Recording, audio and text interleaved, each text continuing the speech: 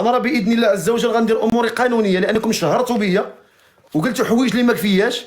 وباش تقول لي انت كتطلع الناس تزوجهم وكتاخذ من خلالهم الكادويات في اللايف، هذا كذب وبهتان في حقي، وانا راه ما نسكتش على حقي، حيت هذا الشيء راه مسجل. حيت نتوما قناه العربيه قناه قدكم قد الخلا، عندكم 17 مليون متابع في يوتيوب، وعندكم متابعين في الفيسبوك ولا في مواقع التواصل كامله. قناه العربيه ديك بي بي سي ما كاينش اللي ما كيعرفهاش. باش تحطوا واحد المقال خصكم تاكدوا. ان جاءكم فاسق بنبأ فتبينوا ان تصيبوا قوما بجهاله فتصبحوا على ما فعلتم نادمين. ففعلا وقعتوا في المحظور، لانكم شفتوا واحد المنبر اعلامي خر بحالكم هضر، وشديتوا نفسه كوبيتوه وكوليتوه وعطيتوه لديك الصحفيه حفظاته وبدات كتبرول. ولكن حنا هادشي هذا راه غنديروا ليه القانون ديالو، حيت حنا عايشين في واحد العالم كيسيروا قانون، ماشي سايب. باش انك تجي تقول انا كنطلع نجوج في اللايف ومني كيتفقوا كنقول لهم صيفطوا كادو كنستثمر فيهم وكنتاجر فيهم، هذا كاذب في حق البرنامج. وانتوما ما بغيتوش، انتوما ماشي غرضكم في البرنامج الزواج، انتوما غرضكم في انسان، انتوما غرضكم كتحاربوا الدين وبغيتوا تحاربوا الدين بطريقه غير مباشره. حيت كاينين بزاف البرامج كدير نفس القضيه، وكاينين اذاعات في البلاد كيديروا نفس القضيه، كيديروا برنامج الزواج، كيديروا بهذه الطريقه هذه. كيتعيطوا في رقم التليفون اللي بغى يتزوج، رقم التليفون كذا كذا كذا، وكيتعيطوا طق طق نفس القضيه. ما تهضرش عليها، ولكن تهضر على الفقيه. حيت حنا عندنا الفقيه ما خصوش يبان، الفقيه عمرو خصو يبان. والدليل على هذا راكم شفتوا الفقيه الواحد دابا كاين في تيك توك. علاش ما يكونوش فقهاء كبار معروفين في تيك توك؟ ما كاينينش. علاش ما يكونوش فقهاء تا هما عندهم لايفات طالعين؟ ما يمكنش، ما يخليهمش، ما خصهمش يبقاو. ولهذا الواقع واقع والحق حق والباطل باطل. اذا نتوما ماشي غرضكم في البرنامج ولا غرضكم كتهضروا على الحلال ولا الحرام، غرضكم انسان في الدين بغيتو تهرسوه. صافي، راه باينه. حيت ماشي انا اللي كنديرو، كيديروه بزاف، لا في تيك توك لا في اذاعات لا في انستغرام لا في فيسبوك. كيدار هذا البرنامج وكاين قديم قبل ما نبان. ولكن غرضكم حيت بان انسان باللحيه طربوش بجلابه خصو يتضرب ويتهرس، خص المثليه تطلع، وخص الفساد يبان، وخص هذا باش تكون الامور مزيانه. لكن الانسان فقيه لا، ما خصوش يبان. راه هذا هو الكلام ديال الواقع والحق. اللي بغى واللي يكره. وهذه القناه المحترمه راه غادي ندير الامور القانونيه ديالي تجاهكم. حيت باش تحطي لي واحد التهمه اللي ما كايناش فيا، هذا ظلم في حقي، وانا راه والله ما نسمح لكم قدام هذا الجمهور، ما نسمح لكمش. لان باش تحطي صورتي وتهضري عليا بما ليس فيا وما تجبديش الامور اللي خصها تجبد من خير ومن مسابقه ديال القران ومن خير لقينا الناس في الخير، ما جبدتوه بالطريقه اللي هي كتسود البرنامج وتسود مول البرنامج. ولكن انا لكم بالمرصاد ان شاء الله.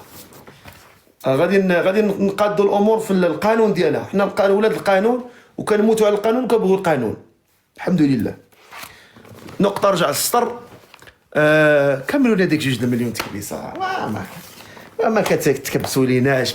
وكنشكروا الاخ موي الله يكبر به، وخويا الضون وعادل تحيا بلادي، والسيدي يوسف وجولدن ويوسف بليونير الله يكبر بكم. راهم هادشي كامل كنعاود نقولها. شنو هادشي؟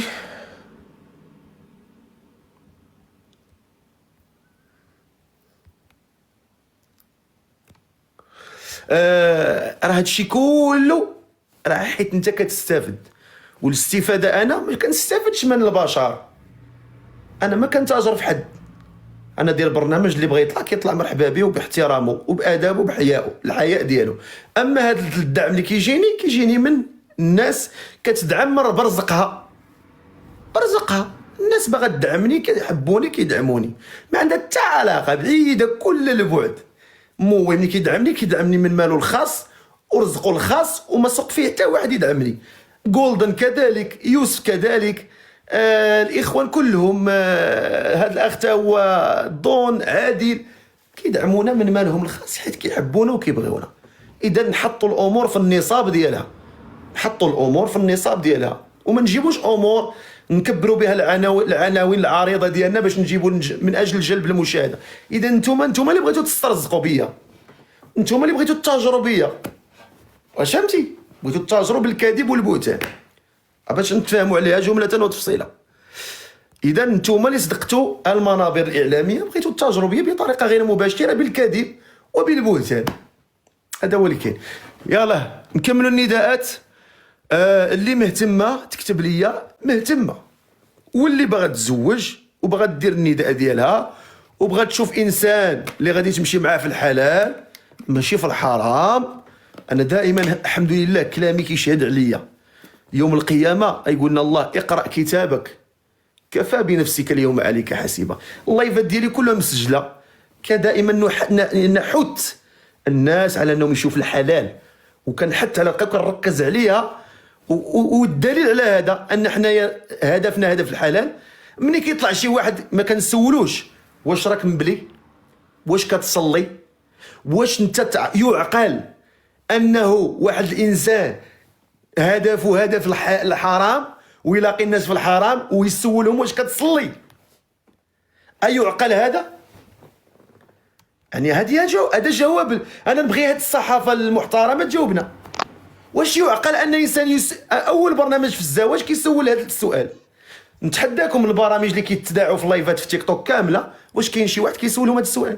حتى دخل هذا العبد الضعيف كنسولهم واش كتصلي، لانه الراجل اللي كيصلي ولا المراه اللي كتصلي هذوك هما اللي حقوا بالزواج. اذا جاءكم من ترضون دينه وخلقه فزوجوه، الا تفعلوه تكن فتنه في الارض وفساد كبير. اذا كل الدلائل والبراهين ضدكم، وضدكم انكم كذبتوا وحطيتوا واحد الباطل كبير، وانا لن اسامحكم. انا غناخذ المسطره القانونيه غتاخذ المجرى ديالها. اللي كبس ضيفوه ليا، واللي بارطاجا ضيفوه ليا، وضيفوا لينا الداعمين الله يكثر خيرهم والله يحفظهم لينا، راه فاكسين ليا عيني العديان.